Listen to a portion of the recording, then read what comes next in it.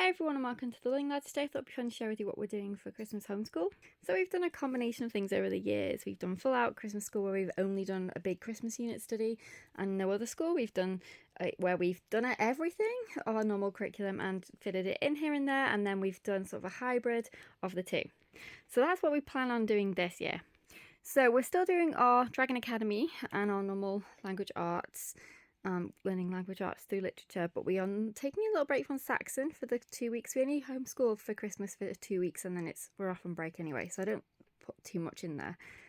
So taking 2 weeks off Saxon is nothing. But what we could do instead is just some fun math workbooks.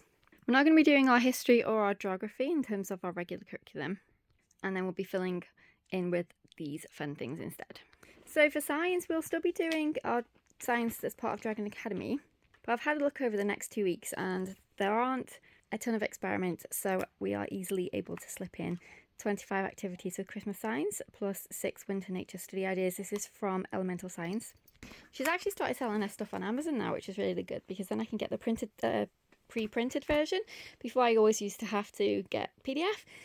So it's nice to have a choice.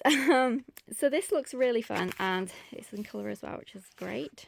So sorry about that, camera focusing. As the title suggested, there are 25 different activities you can do. So what I plan to do is have my daughter pick which ones she wants to do. I think that works out the best, especially when your children are older. And I know she'll enjoy picking out what she'd like to do. And then the winter ones, we'll just squeeze them in over the January and February. I think they'll be just fun additions and it won't be, too much extra when we pick up back with our regular curriculum in January. But all the experiments have got really great photos in and clear instructions and supplies. And a lot of the things you'd have around the house. Some of them a bit more difficult. For example, we don't have borax here, but I'll just use something that we usually use for slime anyway instead as an alternate. But all the other things are pretty much readily available here as well. So I'm excited for this one. Now for history and geography, we're going to be doing Christmas Around the World from Barefoot in the Trees. Now she does have several countries in here, so I'm not going to do all of them. I'm just going to pick the ones, a couple for this year, and then we'll pick up with them next Christmas, which I thought would be nice because then it's like a tradition then. So I ticked off which countries we were going to do for this year and which holidays. So we're going to do Scandinavia, which covers Norway, Sweden and Iceland. We're going to do Russia, the United States, Italy, Great Britain and Australia. And then we are going to do Chinese New Year and the winter solstice for our holidays. So I'm probably going to do 3 to 4 a week because we're not doing our history, as I said, we're not doing our geography, so there's plenty of wiggle room there to put these in. And she has a really great book list and she has a schedule. She also has extension activities for grades 6 through 8, I think it is. And they have the letters and the instructions on an MP3 as well, so if you don't want to read it aloud, that's the option. It's a funny voice, but it's fun. It's supposed to be Christmas. She also has movie recommendations and different QR codes and things to scan for extra extensions. So this is the extension for if your children are older, but she gives you information on what you're supposed to read, discussion questions, copywork, creative writing ideas, art and handicraft, and then she wants you to do a main lesson page should you desire to. And they have these really cool letters that are from the little gnome, and he tells you all different information and facts about the place, their traditions. So you're getting your history in there, some geography, some science as well, depending on what we're talking about. So yeah, I'm really excited about doing this. There's also an activity. For example, this one is a salt dough advent wreath. We've got Russia, and this includes information about the Nutcracker as well. So we're getting some music in there too. Some Tchaikovsky. I love the Nutcracker. I love ballet in general, but Nutcracker is very, very special. So you've got a recipe if you want to make some sugar plums. And then you've got some cutouts and things for the Nutcracker. So lots of fun stuff in that unit. So in terms of what we're going to be reading and add-ons, so we love the YouTube's books. I've been getting them for her since she was very, very young. And they've got the new one this year, which I'm super excited about. And don't think these are for little kids. You can really use them in many different creative ways. So one of the things we like to do is writing prompts with them. So when it asks you, for example, choose a special Christmas treat and things, you're building up prompts for a writing project. that maybe your kids probably don't even realise. So it's just a really great way. So, like those dice where you roll and then you get different things, pictures and images that you have to use to create a story. You can do that with the YouTube's books as well, and they're just such great books. I really love how open-ended they are. They're fantastic. So we'll be definitely doing some writing prompts from this one. We'll also be doing a morning read aloud of How Winston Came Home for Christmas. We've done his previous book. We did it last year, and then we did it previously to that about two years ago. And I found out that they had a sequel. I can't remember whose video it was last year, to show that they were doing the sequel video.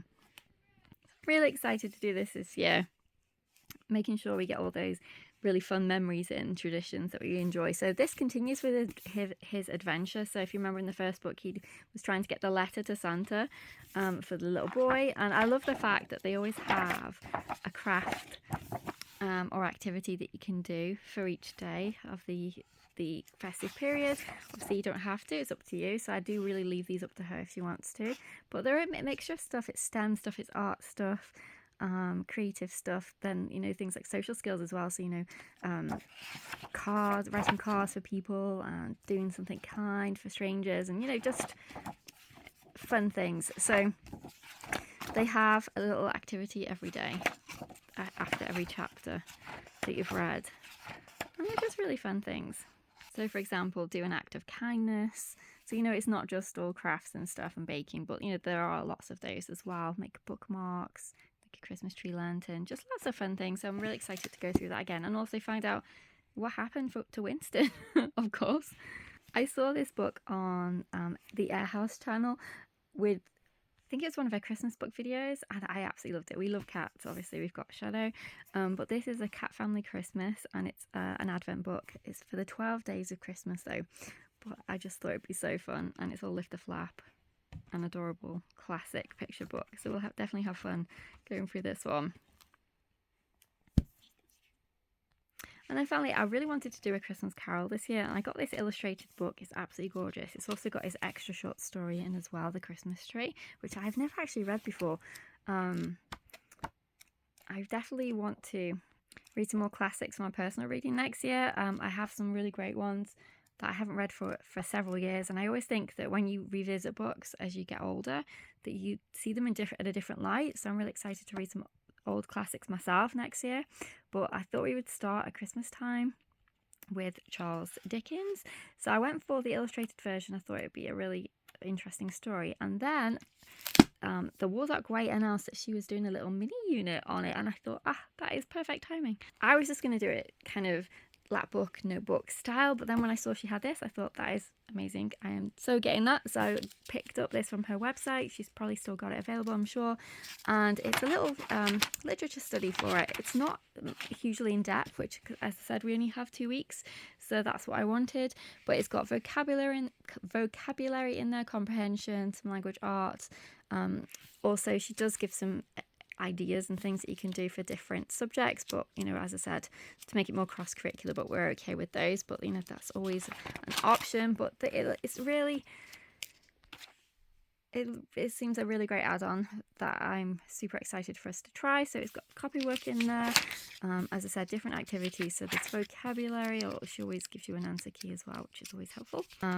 Some comprehension activities, and it's split up perfectly with the book. So I was concerned whether or not I wouldn't be able to use my book and would have to read the original, which would have been fine, but I really wanted to do the illustrated version because she still really enjoys looking at all the images and things, but it matches perfectly. So as you can see, all the staves are there, so it goes great with this unit.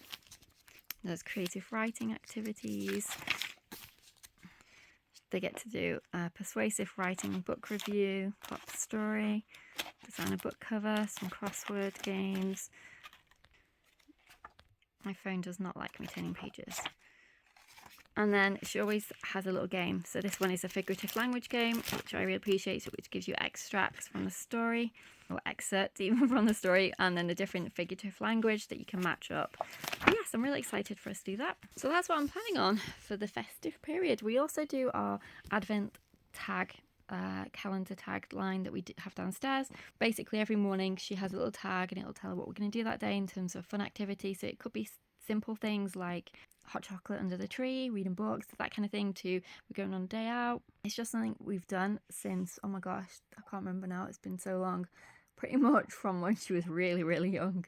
We've been doing this and it's just been such a great tradition. I highly recommend it. As I said, it doesn't have to be something really amazing. It could just be making cookies, doing your gingerbread house, things around your house, wrapping presents or whatever. Or you can put obviously things in there if you're going on a day out and things, which is what we do as well. And then we just have a little line downstairs with Elf's clothes on and we just hang it on there every day. She really looks forward to it every year.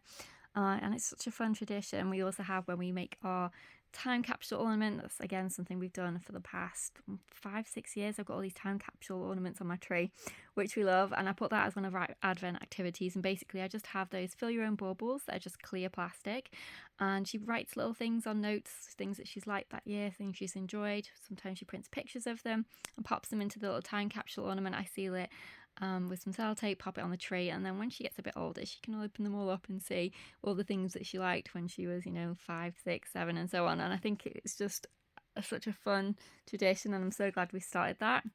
So that'll be one of the tag days. And then December is always busy for us. We always have different things that we need to do and go to. Like we've all got the dentist, the dog's going to the vets. These are all scheduled after school time, but it's all things that you have to get done. And then, as I said, we always do our day out. So we've got several this year because we are moving. I wanted to try and do as many as I can that I knew that we wouldn't be able to travel back for easily, because we're moving 9.5 hours away from where we currently live. On a good traffic day, it's probably about 10.5, really, realistically speaking. So that's really far to come back and visit attractions. So I'm trying to get as much done as we can. So we're going to Cabby World again, which we didn't go to last year, so that'll be a fun one. That's not even close to where we live now. That's another additional 2.5 hours away, so you'll be talking on 13-14 hours just to get there, which is not going to be possible when we move, very rarely anyway. So we're definitely going to be doing that. I've got some fun light trips that we're going to do. So not Lightopia, because we've been there twice for the past 2 years. We're going to 2 different ones this year. One of them we can actually take the dogs with us too, so that's fun. We always go for our festive afternoon tea. This year we're going to go to the cinema for one of the days because the new Wonka movie is coming out, which I'm really super excited to see. So definitely be getting all the goodies and going to the cinema to see that. So yeah, lots of fun stuff. So I hope you all have a lovely Christmas. If I don't get a chance to speak to you before then, I'm sure I'll probably have another video to post. I think I'll do a wrap with me at some point and just catch up, because I feel like I haven't spoken to you for ages. But other than that, I will see you all in the new year. Take care and Merry Christmas. Happy holidays.